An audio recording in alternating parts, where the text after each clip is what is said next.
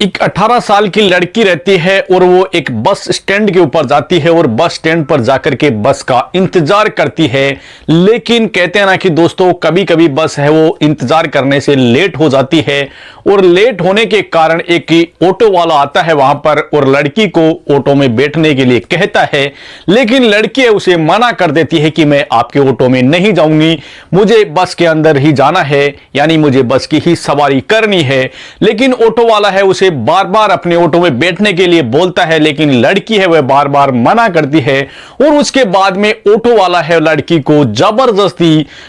Auto के अंदर बैठा लेता है और बैठा करके उसके बाद दो व्यक्ति और वहां पर आ जाते हैं उस ऑटो में। और ऑटो है वह जो सड़क है उस पर तेजी से दौड़ता है शहर के अंदर और उसके अंदर लड़की है उसके साथ में चाकू की नोक पर ऐसी वारदात को अंजाम देते हैं वो तीनों लोग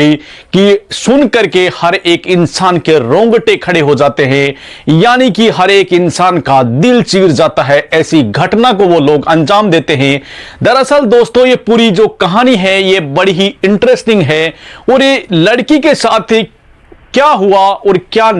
क्या होने वाला था, लड़की के साथ इतना बड़ा कांड हुआ जिसे सुन करके हर एक इंसान के रोंगटे खड़े हो जाते हैं। दरअसल दोस्तों, ये पूरी कहानी है,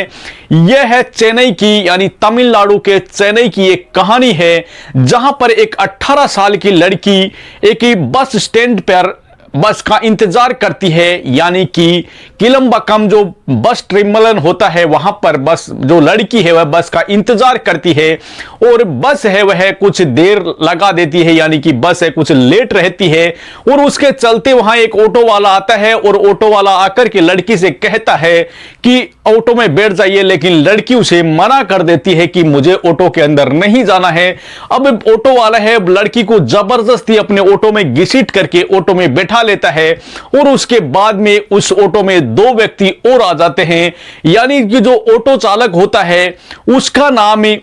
मुथमिल है और उसके जो दो दोस्त होते हैं सेल्वन और दयालन, दोनों अब तीनों लोग हैं मिलकर के एक चाकू की नोक पर उस लड़की के साथ में चलते ऑटो के अंदर बलात्कार करते हैं, उसके साथ ऐसी ऐसी हरकतें करते हैं। लड़की चीखती है, चिल्लाती है और वह लेकिन वो लोग है उस लड़की का मुंह बंद करना चाहते हैं, लेकिन लड़की बार बार चिल्लाती है। ऑटो है वह शहर के अंदर तेज रफ्तार से दौड़ता है। अब दौड़ते हुए जो ऑटो होता है उसके अंदर से चीखने चिल्लाने की आवाज आती है। अब एक राहगीरी उधर से गुजर रहा था तो राहगीरी को वो आवाज सुनाई देती है चीखने चिल्लाने की। वह तुरंत ही पुलिस स्टेशन में फोन करता है और फोन करके पुलिस को पूरी सूचना देता है। पुलिस है उस ऑटो का जो पीछा करती है और पीछा करके ऑटो वालों को पकड़ लेती है। ऑटो वालों को जब पीछा करती है तो उसके बाद में पुलिस है उन ऑटो वाले हैं उन्हें पकड़ने की कोशिश करती है, लेकिन जैसे ही पुलिस की गाड़ी है ऑटो को दिखती है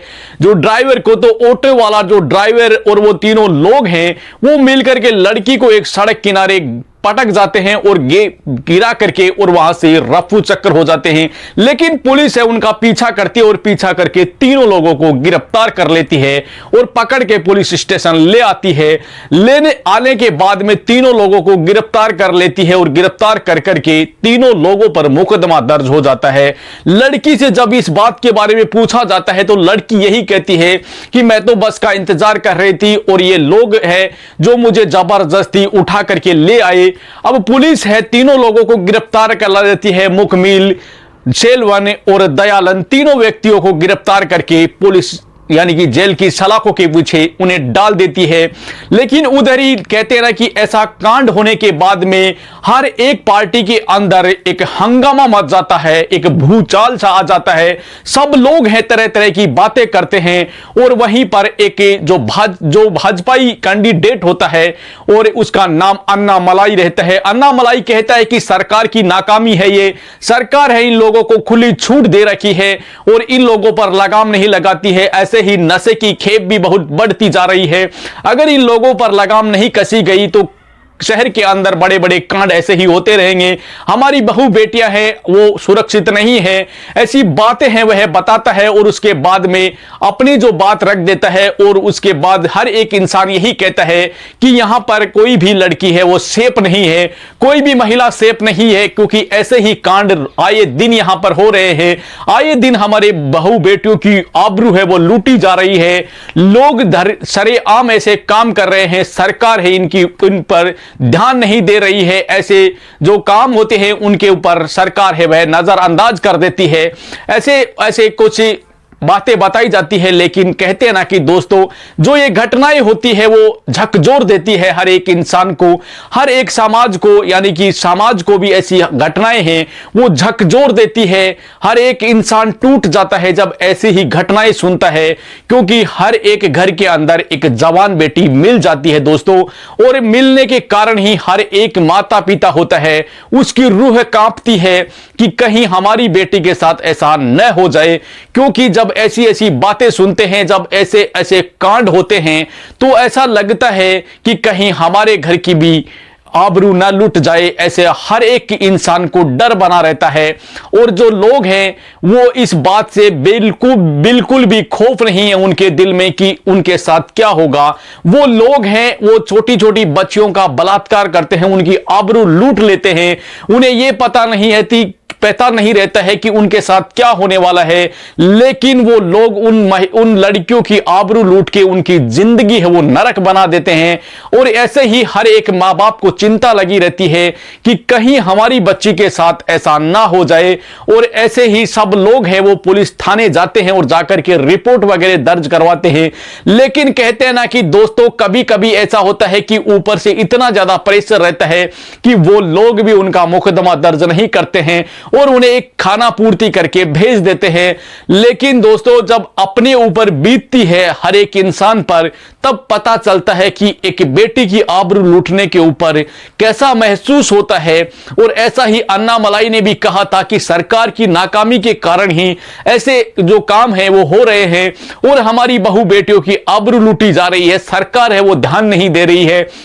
और सरकार ऐसे कामों को नजरअंदाज कर रही है। इसलिए सरकार को इस बात पर जरा गौर करना चाहिए और जो ऐसे काम हो रहे हैं और जो नशे की खेप भी बढ़ती जा रही है उस पर भी थोड़ा ध्यान देना चाहिए। और जैसे ही सरकार अगर इन चीजों पर ध्यान देगी और अंकुश लगाएगी तो कहीं ना कहीं ऐसे काम है वो रुक सकते हैं, ऐसी बात अन्नामलाई कहता है। और उसके बाद में उस तीनों जो